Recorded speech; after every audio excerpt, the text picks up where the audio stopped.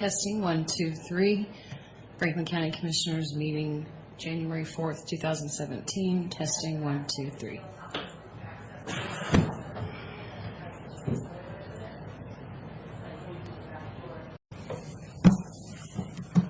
Good morning. It is 9 a.m. on January 4th, 2017. And as a call to order this morning, we have our new committee assignments. I'll be chair this year. Brad is pro tem and Rick is member. So with that, thank you for being chair. Yeah. With that, you can join me to the Pledge of Allegiance, please. I pledge allegiance to the flag of the United States of America and to the republic for which it stands, one nation under God, indivisible, with liberty and justice for all. Thank you. And I believe our first call to order is Pam. If you'd like to join us.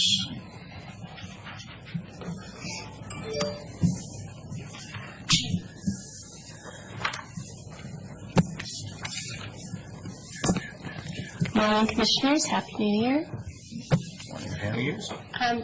In front of each of you is the annual report of the Hanford Communities, and I'm going to summarize what's in that this morning. We had a busy year. We were briefed on many topics, and a lot got accomplished at Hanford. I'd like to start out by thanking Commissioner Miller, who serves on the Hanford Communities Governing and Administrative Boards, and who's been active with the Energy Community Alliance this year. Each year, the Administrative Board begins working on an issue agenda for the next year. The Governing Board Chairman, Mayor Thompson, and I have met with the DOE site managers to begin that process. And this will be put forward to the Governing Board for adoption in January. We continue to be fortunate to receive a $100,000 contract from the Washington Department of Ecology.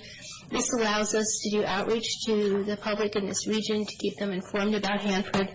We did 3 television programs for local access TV this year. It focused on the direct feed low activity vitrification plant, which is to start in 2022, the disposition of cesium and strontium capsules in the Westcliff facility, and the revisions to the consent decree that were approved by a federal judge during the year. We updated our website, and the videos that we've done are available on that website if you're interested. Just as an aside, we have a really good filming and video group with the City of Richland who filmed General Mattis speaking to the community recently, and that's on the City of Richland website if you have an interest in that too. Our speakers panel was very successful this year. We made 185 contacts and booked 44 presentations around the state, also some in Oregon and Idaho. And we tripled our engagements this year with colleges and STEM schools, which was a request of the Department of Ecology. Let's see, we did 3 newsletters, and those newsletters are also available electronically on our website with hyperlinks to documents that are referenced. We have frequent communication with Congressman Morehouse and his staff, both here and in Washington, D.C., and also with our senators and Senator Cantwell's committee staff on the Energy and Natural Resources Committee. Roy Stanley, who looks out for Hanford issues on that committee, also came and visited us this summer along with David Ruppluck. The briefings that we had during the year, the first was on the river corridor cleanup, and that was a closure contract, the first one that we've had at Hanford, $2.95 billion contract over the years. They saved $300 million, which was plowed back into cleanup activities. They removed hundreds of excess facilities, put 6 deactivated reactors into interim safe storage, cleaned up waste sites, and managed the environmental restoration disposal facility, which is the Circle landfill in the middle of Hanford. We monitored the environmental cleanup of the 618 burial ground, which is just south of FFTF. This burial ground, as well as one adjacent to Energy Northwest, has waste from 300 area experience and fuel fabrication in the 300 area. they found 32% more waste than was expected. That waste trench should be completed during the next year. Vertical pipe units in that burial ground were particularly challenging. There are 5 55-gallon drums welded together vertically. They pounded over casings around them and augured the waste out, and the material has been moved from probably over half of them at this point to the Central Plateau. We maintained knowledge about the pumping of AY-102, which is the double shell tank that has had a leak between the inner and outer shells. 95% of that pumping was complete by April, and when they shut down the pumping activity to figure out how to proceed, there was a leak between the inner and outer shells again, which was pumped directly back into the tank. So that has gone extremely well. The deputy manager of the Office of River Protection and the new director of Ecology's nuclear waste program provided a briefing for us last summer on the resolution of the consent decree issues. That was televised. Excuse me. And we've also been briefed on the tank vapor issue, and I'll go into that in further detail if you have a desire for that. We had a very interesting launch meeting with the new RL site manager, Doug Shoup, in October, and he provided a presentation to us on his vision from the remediation of Richland operations programs. He does not anticipate that they will exceed more than $900 million annually in their budget. To meet compliance, they would need over $1 billion, so they're going to have to figure out what to do with the money that they have available to them. Cleanup along the river corridor should be completed by December 2019, with all records of decision completed at that time as well. The pump and treat facility in Center Hanford has performed extraordinarily well. They're processing over 1 billion gallons of wastewater each year, with a capacity to go to 1.3 billion. An upcoming issue is that the Hanford contracts are about to expire, so we'll be going through contract recompetes, and unfortunately a bunch of them all at the same time. And as local governments who rely on sales tax, this is of concern to us because understandably people become concerned if their current employer will maintain the contract and if they'll maintain their jobs. So we really have encouraged them to be transparent and to also consider the community commitment clause, which the Department of Energy is going to ask for in each of the new contracts. And that gives us an opportunity to ask these major employers to contribute to the things in our region that are a priority to us. Okay, let's see. The 324 building in at Hanford is close to the city of Richland city limits. There was a leak of radioactive material underneath that building. It was to be remediated by the River Corridor contract, but it has been delayed. Their plan is to use basically a construction clamshell and just go down through the floor of that building and capture the contaminated material and put it into a hot cell, which will be grouted. The cesium and strontium capsules in the WESA facility, there's 1,936 capsules of cesium and strontium. This material was removed from the tanks in the 80s because the tanks were getting thermally very hot. 53 million curies of water in those pools. And because they're stored underwater, and they have been there for many years, the concrete has deteriorated due to the radioactivity. So this is one of the remaining risks that I have concerns about at Hanford, because if we have an earthquake, and USGS has indicated we could have over a 7-point earthquake on Rattlesnake, that those capsules could be lose their water cover. So we encourage them to get on with that as expeditiously as possible. There are 27 cubic meters of sludge remaining in the Key West Basin. A building has been constructed to package that material. They're in the process of procurements to transfer the material and to move it to the Central Plateau. So That seems a rather large effort for 27 cubic meters, but because it's a nuclear facility, just maintaining it in safe conditions costs $15 to $20 million a year, the Hanford budget. So hopefully that will be done in the next year or so. Groundwater remediation proceeds well and is benefited by the 200-area pump and treat facility that I already mentioned. Infrastructure is a concern at Hanford. The roads, sewer water systems, power lines were put in the 40s. Some have been updated, but they're going to be continue to work at cleanup at the Hanford site till 2036. So the employees need to be able to get to work. They need to have power to their facilities. And fortunately, the Department of Energy in D.C. has recognized the backlog of infrastructure issues that are common to all of us, and we understand those very well. So we'll see a more emphasis in upcoming years to deal with that backlog. Plutonium finishing. Excuse me. Sure. Within that, are they planning on replacing all those power poles, or going underground with power, or what's your thoughts? I don't believe that they're going underground with power. They're replacing the ones. And with the fires that have been on the Hanford site over the years, some of those poles have been damaged. So I think they're just replacing the ones that are in need of repair. Oh. That's my knowledge. We have monitored what's been going on with remediation of the plutonium finishing plant this year, and that's really an exciting project.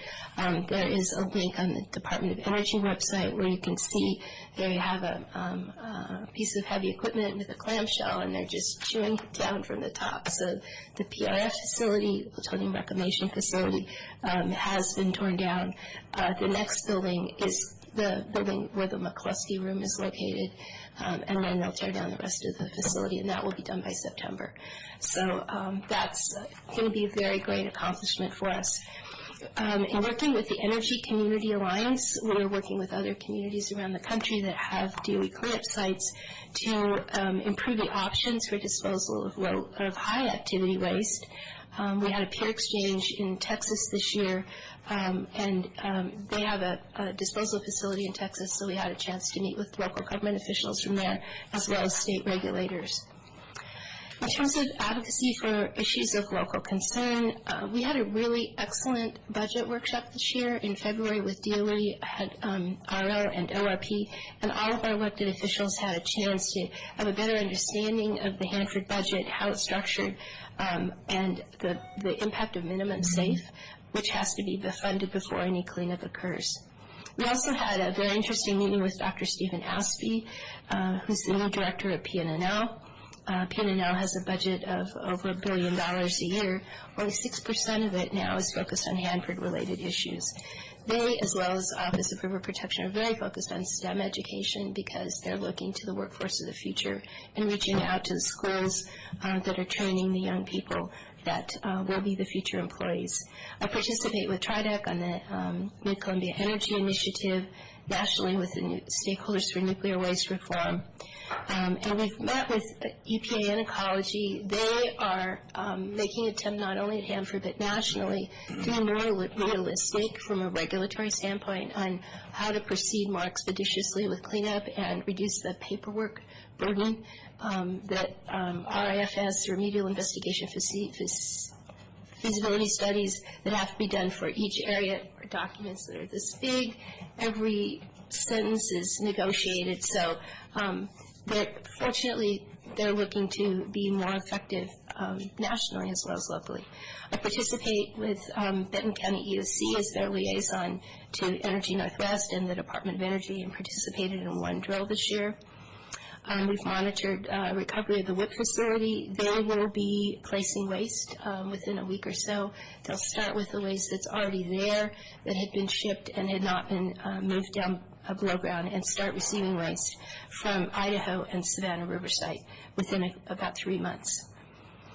So the Combined Intergovernmental Working Group is, I represent the Energy Community Alliance on that group. We do an annual conference with other interlocals, so the Attorney Generals, the ecology directors, state and local state representatives, as well as communities. And we had an excellent conference this year, and we all had a chance to meet together because we do have common goals that we need to work on. So the fun thing I'm working on is the National Park, and the Manhattan Project National Park Hanford site will have the first employee, and that should be announced within the first few weeks. They've had the interviews, they're doing the background checks, and that will make a big difference for us in terms of progress on the park. Oak Ridge and Los Alamos have NPS offices near them, and it's made a huge difference for them. So that's terrific. We will be hosting Oak Ridge and Los Alamos here at the end of May, 1st of June. So invite you guys to participate in that meeting if you have an interest. That's generally the report on the year. As the year progresses, I think we're going to see a resurgence of Yucca Mountain with the changes in Congress and the White House, and that's very good news. So we're looking forward to that. And that's my report, and I'd be happy to respond to any questions. Try to get it done in 15 minutes. Take a breath. One thing that we're serving on the committee that we did was we're pretty, I thought, active in the PILT program situation. Yes. And when we went to the cleanup, ECA cleanup meeting, Pam and I were able to go down, and Adam File were able to go down and meet with Senator Murray. And just right before we left, we weren't going to get that money, and then there was a late notice that we were, and we went in there and talked to him. And it was kind of good to get an idea from, and what was the assistant's name? I always forget her name. Oh, Joe Eckert? Yes, and she really, really is good at letting us know how things are working, and it's just a team building thing where everybody that comes together, right. I think made that work and made it possible to get that money as soon as we could. We had requested to meet with OMB, which was holding it up, and they signed the reprogramming the week before we went back there, so maybe they'd rather sign it than have the confrontation. So I'm happy with that. And Adam is leading the effort locally as well as nationally, working with DOE.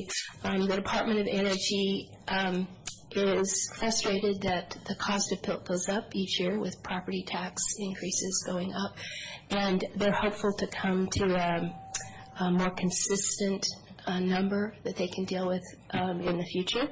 So they will be meeting with the PILT jurisdictions, and you'll have the opportunity to share your thoughts with them. Trying that for years, haven't they? They seem to have more energy on it than I've seen before. Any further questions for Pam? So Pam, you spoke about 6, 18, 10, and 11, and the, I forget what they're called, but the columns of drums. Vertical pipe units. Yeah, the vertical pipe units. All that work has been on 10, not 11, right? Correct. Any idea when they're starting 11? It's still some time out. So fortunately, I think that they've interacted with the NRC, and I think that they recognize that they need to wait until the end of the life of Columbia to do that. The experience with 61810 was as they retrieved waste with the winds that we have in this area, a fair amount went airborne and went across the highway, and that would shut down Columbia if they had a release of radioactivity. And so as the chair of the Hanford Advisory Board River and Plateau Committee, I've not been willing to engage in the topic at all. And so only EPA really holds out for proceeding with it, and I think everyone else recognizes, Physicians for Social Responsibility would really like to see that waste diagram. But I don't think it'll happen. Yeah, to put that in perspective, it's one of the hotter areas out there for waste, and Columbia's main office building, if it were the courthouse, this site would be roughly between us and City Hall, probably right about where City Hall is, so it doesn't take much of a wind if anything left the site. So I'm glad to hear that somebody has recognized that. We used to look out our window at the site and think, gosh. And what did you call that area? What was the title of that area? 61811 is that site. 61810 is a similar one over by FFTF, right? That Right. I've learned from. I'm glad they did 61810 first. You mentioned community commitment clause and contributions to important local priorities. Can you give me an example of what that is so that I can frame it? Sure.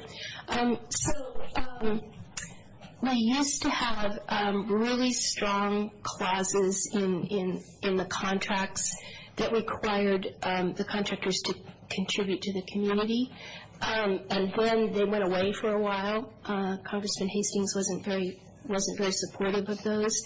But they've come back. And so the Los Alamos contract, RFP, called on the contractors to, with their bid, to submit a community commitment plan. And they indicated that they will be evaluated against the performance of that plan when it comes to fee. So money talks, and so the Los Alamos community is very optimistic about that. Some of the teams that are going to bid on the Hanford contracts have been in the community recently. Mayor Thompson and I had a chance to meet with the corporate leadership of AECOM, which is the parent company of the tank farm contract. And interestingly, what they asked for is that that we as a region identify what our priorities are, as opposed to each jurisdiction. So that's an interesting concept to take a look at. TRIDEC has generally pulled together priorities from their member jurisdictions. The City of Richland also sent a letter, and so it's up to us to identify what we would benefit from. And obviously, they would like to have their name associated with something, like the CH2M Hill facility at CBC. So as we think about what we ask for, what would be helpful to them. They're very interested in STEM education, and they're open to what we propose. So who's going to lead the ask process? Will there be a notice coming out? Is that funneled through TRIDEC? Are they going to come to the counties and cities? There will be a community meeting where we have the opportunity to go and hear about the contract and to express our views. So I can provide to you the letter that was submitted by TRIDEC and the letter that was submitted by Richland a year ago. And I would say start from there and build on that. Yeah, I don't recall counties ever being directly involved in that process. In fact, it might just have been that it's been on the low side of the curve for so many years that it hasn't been an issue. Exactly. Yeah, okay. I'd sure like to get any information we can so that Okay. if it's going to be jurisdictionally, I think the counties ought to play as well. If Sure. it's going to be regional, then obviously we'd like to have input. I forget the name of the building, but it's over in the 300 area, the hot cell. Mm-hmm. The 324 building. 324, that's right. And you mentioned clamshell and grouting. Is that in place, or are they going to go down and try and contain it, grout it, and move it? So the Washington Enclosure Hanford had that facility as part of their contract. And as they were about to tear the building down, they became aware of the contamination under the building. So they did some borehole tests to find out how hot it is, and it's screaming Very hot. Yeah, I remember the horizontal bore tests. Right. So they put together an engineering design, and they built a mock-up test facility of the B cell. And this is like a 3-story hot cell. And the leak occurred around the perimeter of the hot cell in the bottom where the seam was failed, basically. And so they were ready to go. And we had a challenge with funding, and our congressional delegation has been awesome. I mean, every time the Secretary of Energy appeared before the committee, they asked about 324. But the previous RL site manager, Stacy, said she would not proceed unless she had 3 years of funding. Well, you don't get 3 years of funding, so it's kind of a catch-22, 1 year. So then the River Corridor contract came to an end in September, and the staff, the employees for that project moved to CH2M Hill, which thought they needed to re-engineer it. And I had a chance to speak to Scott Sachs, who's the president of Washington Enclosure, and said, did you have any reservations about the engineering work that you had done? And he said, absolutely not. So Doug Shoup is very frustrated with that, and he's not willing to change the deadline, the tri-party agreement milestones for when it needs to be done. So we have a DOE management and contractor management are having a disagreement. So But it's pretty straightforward, and it's basically construction equipment that will be bolted onto the walls of the hot cell, and they just chop through the floor and scoop up what's underneath it, and it's not very deep. So the idea is to remove it, grout it and remove it, as opposed to grout it and turn it in place. What they'll do is they'll pull it out of the B cell, and they will put it into another hot cell within the 324 building and grout that hot cell. So it'll stay right there. It'll stay there, and then they'll tear the building down around it, and then they will move the hot cell whole to the center of the Hanford site. Okay, all right. It's never easy, and it is expensive. And I remember some of the borehole tests were about as hot as anything we'd seen out there. Thousands of R per hour. Yeah, that was a stainless box, basically, that leaked, right? The seam around the bottom. Leaked the seam, Supposed to be totally leak-proof. Okay. Yep. And the sump failed also. Right. Did I hear you right when you were saying that the 2017 Hanford budget is looking at about 900, and the PNNL budget is $1 billion? About $1 billion. So we have two budgets for Hanford. We have the DOE RL budget, and we have the DOE Office of River Protection budget. So it's anticipated that the RL budget will be flat, and right now we're in a continuing resolution, which means we're at 16 funding, which for RL wasn't bad. It is a challenge for the Office of River Protection because they were to get a plus up of, I think, well, it was several $100 million, and which is needed for the construction project. And it was budgeted. It was approved by the House and the Senate committees, but you don't get that money in a CR. So the congressional committees are looking to the new administration to see what their feelings are. And we're getting questions from the transition team, such as, well, is there something else we can do with that Hanford waste, like grout it? And so that's alarming. So the 900 you mentioned was the RL piece? Just RL, yeah. Okay. And PNNL was $1 billion? PNNL's $1 billion. Mm-hmm. Okay. I didn't realize your budget was that big. I think, no, that was it. Thanks. Okay, thank you. Any other questions? Thanks, Pam. Thank you very much. I really appreciate your involvement with the Hanford communities and also with the Energy Communities Alliance. Have a good year. And Commissioner Miller has graciously agreed to continue on with ECA. Excellent. He loves those early morning meetings. I understand that. I'm glad someone does. It's a very good educational thing. This Hanford thing is something else. We actually had to fight him off. He was insistent he wanted to do it. Thank you. All right, thank you. That takes us to public comment. Anybody like to speak? Linda, you got anything for us today? Thank you. Office business and approval of vouchers. Okay, so I gotta get the takeover presenting these. What do we have? 4 of them, and I believe one of them is from was signed last in the. Pass them over to me. I'll do Sure, it. sure. Let's just yeah. Usually it's the pro tem that does Okay, these. well we can test them. But we can share. I don't mind. That's fine. All right. Okay, let's see. Mr. Chairman, move for approval of fund expenditures as presented by the Auditor's Office, the amount of $131,476.27. Second. Okay, motion made and seconded. All in favor? Aye. Aye.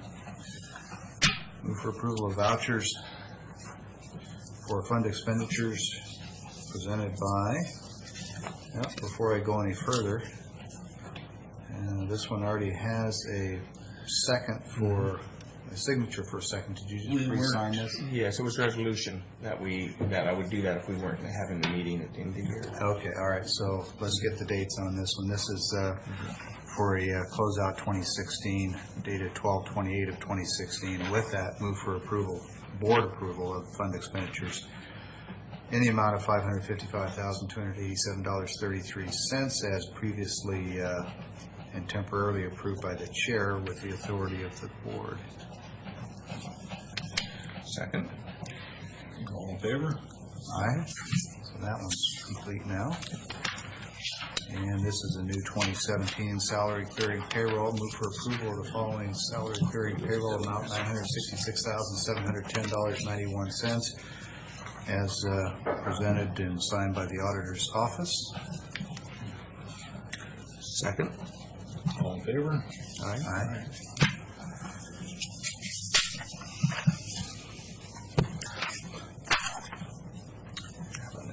And move for approval of January 4, 2017 county roads and motor vehicle vouchers in total amount of $107,904.04, also forwarded and signed by representatives of the auditor's office. Second. All in favor? Aye. Aye. Folder. Yes, folder. That'll take us to the consent agenda. Okay, Mr. Chairman, move for approval of the consent agenda, but I would like to pull items 6 and 7 for separate consideration. Second that motion? Pulling 6 and 7 for Correct, separate. so that leaves it as a motion for approval of the consent items 1 through 5 and 8. Okay. We have a motion and a second of 1 through 5 and 8. All in favor? Aye. If it's okay with the chair, we can sign those later and maybe just move right on to items 6 and 7 now. Okay. Okay. On item 6, this is on the bid award for Great Floors for portable flooring at the track arena. I do not intend to support this package as presented. If the board has any questions as to my logic or reasoning, I'd be happy to answer in whatever level of detail you want. I just don't believe that it's in the best interest of the people of Franklin County, and therefore I can't support it. Okay. I do support it. I have talked to different home builders and people like that, and the idea of that some other portion of it not being dirt and not being cemented within a near future time, it seems like it's agreeable with the homeowners and the home builders, and I just think it's probably the best way to get that portable floor in there for now. Later in time, put the cement floor in. We're talking about possibly doing a pavilion on the other side for the actual arena. That floor could be used over there if we ever have shelter. I mean, I think it's something that we probably need to move on, and so we can get everything in, and that for safety precaution reason too. So I'm in favor of it, and I would make that motion that we do support this resolution. Understanding Commissioner Peck, I will second. So, since there is a motion and a second, I think it's appropriate we have discussion. Commissioner Miller made the motion, so I think under the rules he gets to speak to it first. If he has anything else he wants to add, but then I'd like to comment. Okay. Yeah, just that this is a pretty important situation here. I think we still have shows coming in. I don't think we want to lose all those contracts, because eventually in the future, I still think we need to, if we want to cement that and have shows, I do think we need to add another arena. And again, we can use that floor over there for any other shows. You know, there's variable things we can do. I don't think it'd be a waste of money. I think it's possible that we could use that, and it's going to be a couple of years before I think we get everything understood with the board, the advisory board of track, so we can give them directions, and so we can figure this thing out and which way we really want to go when this comes down. So that's just my thoughts on it. Okay, well, we've had a lot of discussion over several years on this topic. I'll start with an analogy. If you've got a house that you want to rent, and let's say you use it as a vacation property and you rent it 100 times a year, and 98% of your folks want it furnished and 2% don't. You don't design it and build it for the 2 out of 100. You design it and equip it for the 98 out of 100. And I think there's a parallel here where we've got a space that with a hard concrete floor could accommodate a large number of revenue producing activities, and we're talking about limiting its utility by spending another $150,000 $70,000 to put in a temporary floor to try and appease or accommodate 98 out of 100 so that we can fully accommodate 2 out of 100. And the problem is it's $160,000 or $70,000 to make that accommodation, and we end up with a product that has a certain life, as we've seen with the one we have now, and represents a hazard to the people who use that temporary flooring. I've gone over there for a number of events, as we all have, with the temporary flooring, and even if it's brand new flooring, if the preparation underneath it isn't darn near perfect, it presents a risk. I've walked over there on that floor in daylight with street shoes on with the temporary flooring, and there's all kinds of tripping hazards. Imagine if you've got a few hundred people there for a community social event. We have some very large Hispanic dances that favor that space. But imagine people walking in something other than street shoes, maybe high heels, in a darkened environment where they're lawfully serving alcohol. To me, it just adds up in the risk equation model as a whole lot of unnecessary risk by having what we have publicly acknowledged is a less than adequate floor. And I don't believe that a new temporary floor with the inherent irregularities of the dirt underneath are going to eliminate that risk. So I think it adds risk to the county. I think it attempts to serve fully the interests of 2 events at the expense of a lesser quality opportunity for the other, I say, 98 events. And it expends another $160 or $70 or $80,000 of money that could go to other necessary improvements. It makes the facility less attractive and less rentable, which further contributes to financial losses.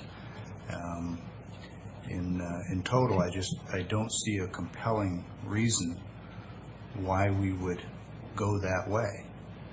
The horse community that had expressed interest in having a pure dirt floor have all acknowledged 2 very important facts. One, every other event facility in the Northwest, including the one where the National Finals Rodeo is held, is dirt over top of a hard concrete floor. So we wouldn't be less competitive, we'd be as competitive as anybody else in the region. And of the several that were there, according to our track manager, all have said, even if we go with a portable floor in the dirt, they're not planning on putting on events, citing economic downturns and lack of revenue. There's only 2 that have expressed the interest that they might, and neither one of them, to my understanding, actually committed to it. Well, I understand there's 4 that have committed to it, so. Well, I haven't talked to Tom in the last week, but prior to that, that was the data that I got. And then there's the issue of who is responsible for moving the dirt and the flooring and swapping that out. Because obviously when you run an event, horse or other kind, on the dirt, and then you bring the temporary floor back in, the quality of that temporary floor, the safety of it, the risk associated with it, is heavily influenced by the quality of the dirt prep underneath. I'm told that that runs anywhere from $3,500 to $5,000 per event, and according again to Tom French, the track has absorbed that cost even when the events didn't generate that much gross revenue, let alone net revenue. So we're losing money on those events. At the same time, we are deterring other activities that would like to rent the space but won't because of the dirt condition. So those are reasons that I see why it makes sense to move forward with a hard floor in there. There is, as Commissioner Miller mentioned, an arena behind there that I've already measured it out. It could easily be expanded to provide an arena the size of the one we have now. If we wanted to spend money, I would say it'd make more sense to spend money on covering that arena and adding some lights and let that be the natural dirt arena. And then we could, I think, logically accommodate all of our customers and grow the revenue base for the track by attracting numerous events that won't go into the arena now with the irregular dirt floor. So, I can understand working towards that scenario. You know, at this time, if you're gonna start talking about moving dirt in and out, I can't believe it's any cheaper to haul the dirt in and out 4 times a year. Well, if I may just respond to that directly, the horse events that don't generate much, if any, revenue are the ones that have expressed that it's not in their budget to move the dirt in and out, and the track has done it. The other events that use dirt, the motocross, the monster trucks, those kinds of events do generate the revenue and can pick up that cost, and that's the difference. Any further discussion? yes, I think that the track was built for that purpose, and that's one of the purpose they had. I think that I also like the idea of going and doing an arena out there, putting shelter, putting a roof on it. And again, we can use that portable floor that was purchased now there for other shows that may not want dirt but need more of a platform. Why would we do the other arena if we're going to keep the main one dirt? That's why there may be a change in the future. If we decide to cement that later on and we have this arena developed or made so that we can bring the horse events out there, then I would suggest that we go ahead and cement, they call it that pavilion now, then, the arena now. But that isn't going to happen overnight. To put the shelter, the building, to do all this, it's going to take years. It's going to take some time. So that is why I think buying the portable floor now is good, because then we can always use it over there if we ever change. What do you think about dedicating the portable floor money to improvements in that second arena? If that's going to happen, I could go with it, but it's got to happen. It's got to be, and we still got 2 years or so before that. Or when do you think that's going to get up? What's it going to cost? $1 million? Where are we going to get that money? Well, that's what I'm getting to, is that I think we ought to be investing in making those improvements now. For the cost of the portable floor, we can expand that existing arena to the size of the one that is inside now. And then we'd have the additional cost of putting a cover on it. Or we can do the portable floor and then present this arena plan here, get this going, cement this, and take that portable floor out there and use it part-time when we need it. Just the opposite of what we're doing now. The portable floor for out there, if there's truck shows, anything that wants shelter that can be out there, we can open this up to more events. I think and I also think this whole horse event thing isn't sold to the best capacity as it can be, because a lot of people aren't coming because of the wishy-washy, maybe not, and they're leaving. It's a tradition that people want to be able to trust and know where they can go to and have things set. For instance, they just picked up that Yakima show, and it's it's got a cement floor, it's got the dirt, and they're talking about taking it here, bringing it here. One of them in Yakima. So there's things that can happen that I just don't think we utilize this tradition as well. But again, I think now is the time to buy the portable floor. As we make plans for the other one, we're not going to be out any money because we can use that portable floor over here, and if we make plans to change the current arena now. Do you have an opinion on the opportunity cost of business that we're not getting for that arena because of the dirt and portable floor situation? One goal that we had in mind is that we did not compete, or we did not work against the show, Toyota Center, whatever it is now over there in Kennewick. They hold many events like that. How much can Tri-City hold, and which one would they go to? The smaller ones, I went to one art show. I won't go to a second one or third one. So how many of these can we fulfill in this county? It just seems like to me ag shows, livestock shows, things like this is something needed. It's traditional in the county. Keep that. Don't push that aside and do something else until we got a situation for that tradition. So are you saying you don't believe that we would likely gain additional business by having a hard floor? I don't know. I've never seen a paper on it. We don't know. We have no idea. Maybe. I don't know. I've never seen a crystal ball. Yeah, no, I've had these discussions with the track manager, and I don't want to call him out or put him on the spot, but it's clear that he and I share the opinion that there's significant business advantage that could be brought in by having a hard floor in there. But that's, as you point out, it's just opinion and perspective until you actually have it and try it and see how it works. But it's I think one of those things where there's no crystal ball and there's no guaranteed answer. We do have a number of years of experience, however, that we can look back upon, and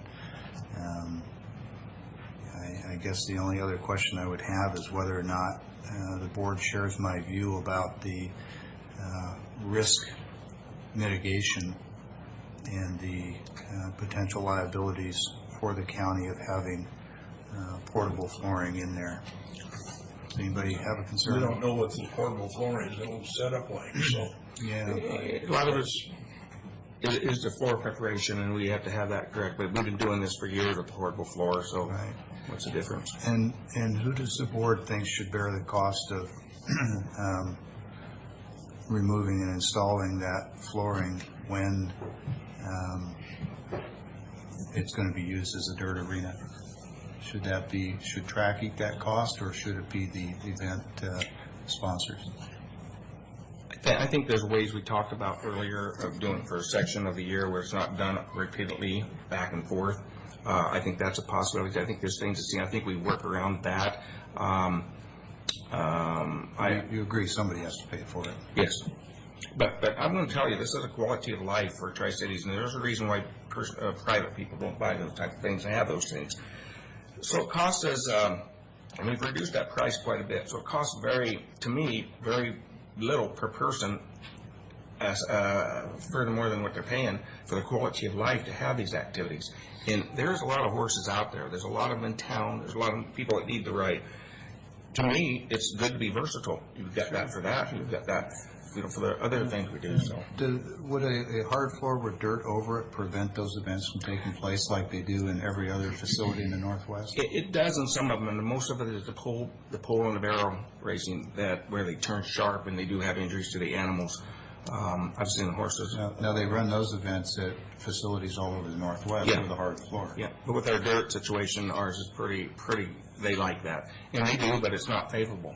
If you can do without, I'm just saying, put the cement in later when we got another alternative for the horse arena. So you agree with putting the cement floor in? It's just a question of timing. Yeah, and it's going to be, and I don't think it's going to be overnight. I don't think it's going to be right away. We work towards that. Exactly. Work towards that back arena.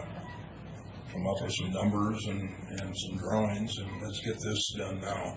Okay. I guess I'll close my comments and just with saying I think we'd be better served to invest the money in getting that arena up to speed outdoors rather than move forward with a hard floor rather than drag the process out. I think we're losing significant revenue potential in the arena side, and between the revenue potential we could gather there and not spending $170,000 or so on a portable floor would give us a good running start on improving the arena outside. Okay. I just still agree that I believe that we need to keep it accessible for what the purpose was, what the taxpayers paid for, and I don't think it's a large cost that we're damaging everybody's income, that they can't support it. And I hear both sides, and well, I'm pleased to hear you acknowledge that we need to do a concrete floor in there. There's just a matter of time. Yes, I think that's really wise. Okay, thank you. All in favor? All right. Aye. Nay? You had number 7. Yeah, I noticed on this one that the last resolution documentation was 2014, and here we are in 16, 17, and the amount in 14, I think, was 67 or 68,000, And here we are 24 months later, and we're at 50% more than that at 97,000, I think it was. So, get the right pages in front of me here. That would do that too. 97,387 for this year. Does anybody know what this was in 15 and 16? The last document I saw in the package went all the way back to 14. Resolution 2014-033 in the amount of 68,000. So we went from 68 to roughly 98, 50% increase. And I'm just wondering if anybody recalls what that was in 15 or 16. I don't, I can remember Tim coming in here and talking about we put 10,000 on for somebody, but Yeah. I'd have to go back to the budget documents for those years to Yeah. answer that. Well, the reason I asked the question is, you know, if it was 68 in 2014, and it was 69, 70 in 15, 71, 72 in 16, then it'd be an awfully big jump to where we are now, and I'd want an explanation for that. But if, on the other hand, we went from the 68 to 97, we had a big program change that I don't recall, and I do recall part of WSU backing off on some of their funding for staff and us picking some up. I would be more comfortable with it if I knew what those 15 and 16 numbers look like. There's no reason that we have to take action on this today. We could table this until next week, and I'd be happy to research that and come up with some better data. Yeah, well, I'm very supportive of the extension programs. Happy to acknowledge they do great things. We have a fiduciary responsibility with citizen dollars, and if I can't answer that question for myself, then I probably shouldn't be voting for it. So if we can get that information for next week, I'd be appreciative. Okay.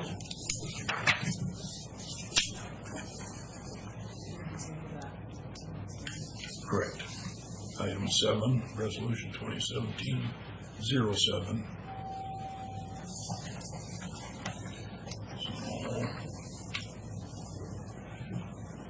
With that, if we're going to hold off sign-in, we're up to case time. Yeah, just to give you a brief update on the status of our planning department. We are still actively recruiting for planning director. The position for deputy director is also open. I think I've mentioned before that we're considering some options and working with Public Works as a possible way to restructure both Public Works and planning to really consolidate that to a single department and have our planning personnel or building inspection personnel reporting up through the Public Works director. Still got quite a bit of work to do to finalize that, and some of that's contingent upon the quality of candidate we can recruit for our chief planner, as it were. I'm interviewing some people this week. I'm optimistic that we can have a candidate identified within the next couple of weeks, and then depending on who that is, we'll make sure that that fits within the organizational structure that is best for both planning and building functions and Public Works going forward. So just kind of want to give you an update of where we are in that process. In the meantime, AHBL, who is our temporary planning function, Mary Black Delta doing a great job of keeping things moving. Things are progressing as expected, and so far we've had no significant disruptions, I guess, in our planning process. So I think it's squared away, but it's only a temporary solution. So, like I said, I wanted you to be aware of kind of where that stood.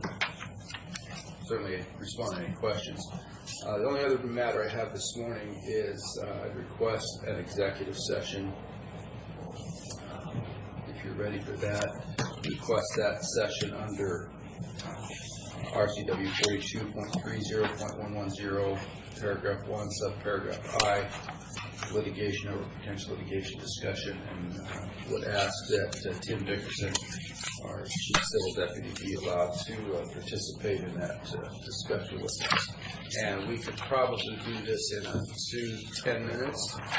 I think we could maybe do it less than that, but I'm sorry, Keith, how much? schedule that for 10 minutes. Possible. No action.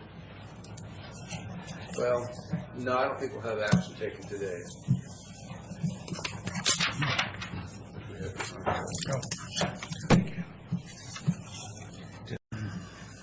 We are on an executive session with no decisions or discussion made, and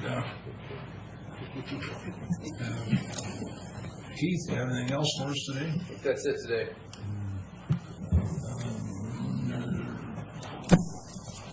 Wendy, no public comment? Just a question for Commissioner Casper. Okay.